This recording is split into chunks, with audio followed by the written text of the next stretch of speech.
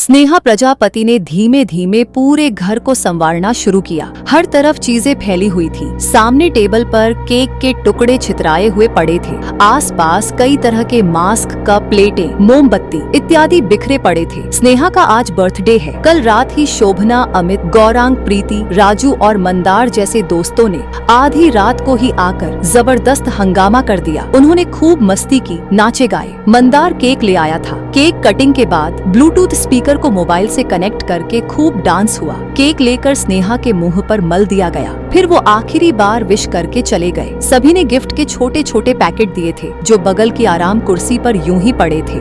आज संडे होने के कारण स्नेहा को ऑफिस नहीं जाना था। वो बहुत खुश थी। उसने धीरे धीरे सारी चीजें समेट ली। कई सारे गिफ्ट के पैकेट थे। उसने उन सभी पैकेटों का पलंग पर ढेर लगा दिया और पालथी मारकर गद्दे पर बैठ गई और बारी बारी से पैकेट खोलने शुरू कर दिए। सबसे पहले उसने अपनी प्रिय सहेली प्रीति का पैकेट खोला। उसमें से एक छोटी सी चांदी की जंजीर निकली जिसमें खूबसूरत सा दिल के आकार का अमेरिकन डायमंड लगा हुआ पेंडल लगा था। प्रीति को वो बहुत पसंद आया। उसने चेन चूम ली। फिर मंदार का दिया बोन चाइना क्रॉकरी सेट, शोभना की दी जीन्स आदि देखते हुए उसे एक अजीब सा पैकेट मिला। ये पैकेट बेकार आकार में था, मानो बिना बॉक्स के कोई चीज चमकीले रंगीन पेपर में लपेट दी गई हो। उसे उलटने पुलटने पर भी कोई नाम नहीं मिला। स्नेहा सोच में पड़ गई। उसने उस पैकेट को खोल दिया। भीतर से एक चटक लाल रंग की बैटरी चालित रबर की गुड़िया निकल आई। वो जल्दी जल्दी आंखें झपका रही थी और उसके गले से अजीब सी घर्र घर्र की आवाज निकल रही थी। स्नेहा ने उसे उलट पलट कर देखा कि उसका स्विच बंद कर सके, पर ये देखकर वो सोच में पड़ गई कि उसमें कोई स्विच था ही नहीं। उसे इस गुड़िया की आवाज परेशान कर रही थी, तो उसने उसका बैटरी कवर खोल दिया। उसने सोचा कि इसकी बैटरी ही निकाल दूं, जिससे इसकी आवाज बंद हो जाए।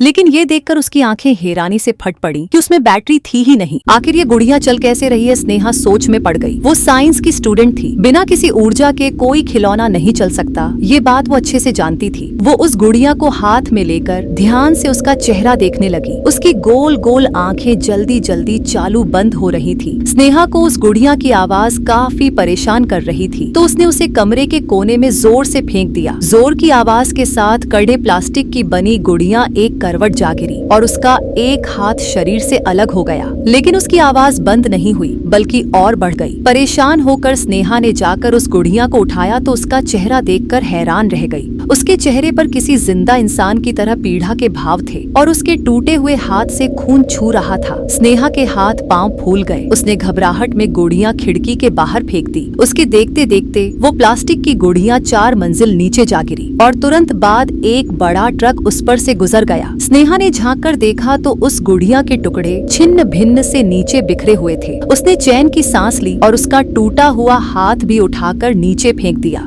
फिर स्नेहा ने मोबाइल से हर किसी को फोन करके पूछा कि उसे गिफ्ट में गुड़िया किसने दी थी, पर किसी ने हामी नहीं भरी। स्नेहा हैरान होती हुई अपने बेड पर गई और थोड़ी देर में ही नींद के आगोश में समा गई। आधी रात को किर्र किर्र की आवाज आने से स्नेहा की नींद उड़ गई। उसने कुछ देर अनसुना करने की कोशिश की, लेकिन जब आवाज बढ़ती ही गई और बर्दाश्त से बाहर हो गई तो उसकी गहरी नींद टूट गई। और जब उसे परिस्थिति का आभास हुआ तो उसकी आंखें दर्द से फट पड़ी। वही शैतान गुड़िया उसके बिस्तर में पड़ी किर्र किर्र कर रही थी, जिसका क्रियाकर्म कल ही ट्रक द्वारा किया जा चुका था। स्नेहा के हाथ पांव फूल गए। उसका दिल उसकी पसलियों में बजने लगा।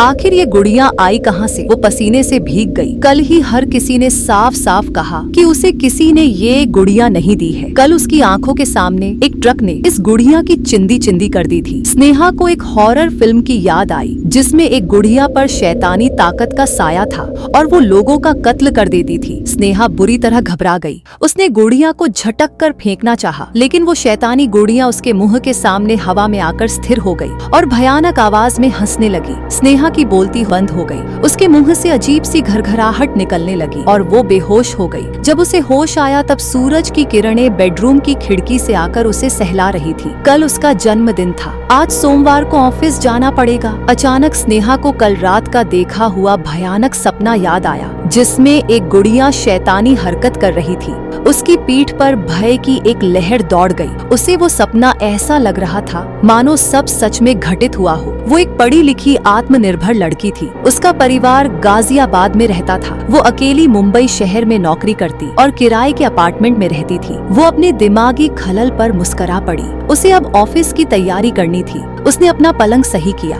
उसके मित्रों द्वारा दिए गए सारे तोहफे सामने डाइनिंग टेबल पर पड़े हुए थे, लेकिन ये देखकर उसके माथे पर बल पड़ गए कि वो रंगीन चमकीला पेपर डाइनिंग टेबल के पैरों के पास पड़ा हुआ था, जिसमें कल लिपटी हुई गुड़िया मिली थी। मतलब गुड़िया झूठी नहीं थी, उसने कोई सपना नहीं देखा था। एक बार फिर पसीने की ठंडी लकीर उसकी गर्दन से पीठ के बीचों बीच बह चली। इस मुसीबत का कोई हल उसे नहीं सूझ रहा था, लेकिन वो ये नहीं जानती थी कि आगे जो मुसीबत टूटने वाली थी उसके सामने ये तो कुछ भी नहीं था।